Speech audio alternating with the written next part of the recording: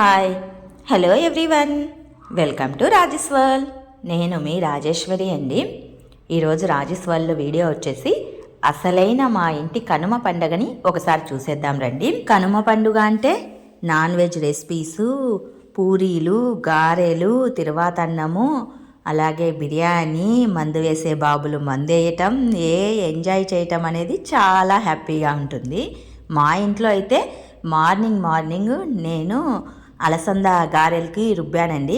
గారెల కోసం రుబ్బేసేసి చక్కగా దాంట్లో అల్లం వెల్లుల్లి ఉల్లి ముక్కల్ని, కరివేపాకు, కొత్తిమీర, పసుపు ఇవన్నీ వేసేసి బాగా కలిపేసి గారెలు వేసేసాను.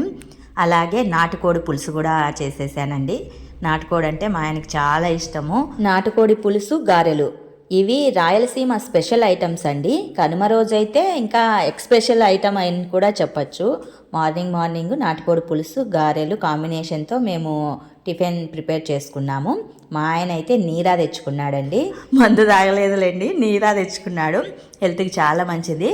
మా ఇంటి పక్కనే నీరా వాళ్ళు అమ్ముతూ ఉంటారు, నీరా కళ్ళు అమ్ముతూ ఉంటారు. మా ఆయన అయితే నీరా తెచ్చుకున్నాడు.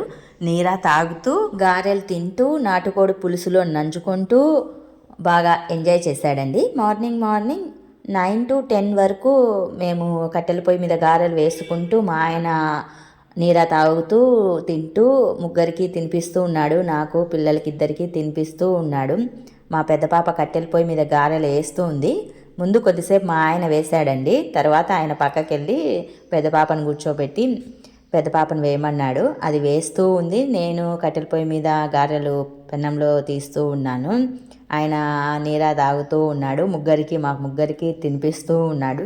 మా టిఫిన్ ఏంటంటే పొయ్యి దగ్గరే పనులు చేస్తూనే టిఫిన్ అనేది తినేస్తూ వచ్చేసాము.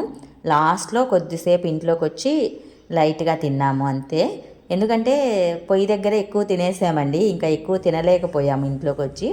ఇంట్లోకి వచ్చి ఫార్మాలిటీ కోసం ఒక 2-3 పెట్టుకొని కూరలో నంచుకొని తినేసాం. చాలామంది బయట మందుబాబులు అయితే మందు తాగుతూ కళ్ళు తాగుతూ నాన్ వెజ్ ఎంజాయ్ చేస్తూ ఉంటారు. కనుమంటే అంతే కదా, మగవాళ్ళందరూ హ్యాపీగా ఎంజాయ్ చేస్తూ బయట బెట్టింగ్లు కడుతూ క్రికెట్ ఆడుతూ కోడి పందాలకు వెళ్తూ ఉంటారు. మా ఆయన అయితే ఎక్కడికి వెళ్ళలేదులేండి. ఇక్కడ ఊళ్ళో చాలా తక్కువగా కోడి పందాలు, బెట్టింగ్లు అవన్నీ ఏమీ లేవు. క్రికెట్ ఆడుతూ ఉన్నారు బయట, కానీ అక్కడికి కూడా మా ఆయన వెళ్ళలేదు. మెయిన్ కనుమ పండుగ అంటే పశువుల పండుగ అంటారండి. ఎందుకంటే అవి సంవత్సరం పొడుగునా కష్టపడి మనకు ధాన్యాన్ని, లాభాన్ని అందిస్తాయి. కాబట్టి కనుమ పండుగని పశువులకి కేటాయించి పశువుల పండుగ అంటారు. మనం పశువులకి సేవ చేసుకోవాలి అని పెద్దలు చెప్తూ ఉంటారు. పశువుల కొమ్ములకి రంగులేయటం, పశువులకు స్నానాలు చేయించటము, ఏదైనా స్వీట్ కానీ మనం చేసుకున్న ఐటమ్ని పశువులకు పెట్టటము, ఇలాంటివి చేయటం వల్ల అవి హ్యాపీగా ఉంటాయి. సో పశువుల పండుగ అంటారు. ఈవినింగ్ మా పిల్లలకి వడలు ఉన్నాయి కదా, గారెలు, వాటినిచ్చి పశువులకు పెట్టండి అమ్మా అని పెట్టిస్తూ ఉన్నాను. అవి భయపడుతూ పెట్టేశాయి. నేను కూడా పశువులకి తినిపించానులేండి, ఆవులకి. మెయిన్ వాటిని హ్యాపీగా ఉంచాలి కనుమ పండుగ అని పెద్దలు చెప్తూ ఉంటారు. ఈవినింగ్ నైట్ అవుతూ ఉంది. మా చిన్న పాప వాళ్ళ అత్త వాళ్ళ మిద్దపైకి వెళ్ళి గాలిపటాలు వాళ్ళ బావతో ఎగరేస్తూ ఉంది. పగులంతా ఖాళీగా నిద్రపోయింది తినేసి. ఈవినింగ్ అయ్యేసరికి పొద్దు ఊగుతుంది. ఆ టైంలో గాలిపటం ఎగరేయని వెళ్ళింది. అది ఎగరేస్తూనే దారం తెగిపోయి ఎక్కడో పడిపోయింది. ఇంకా నోరు మూసుకొని ఇంట్లోకి వచ్చింది.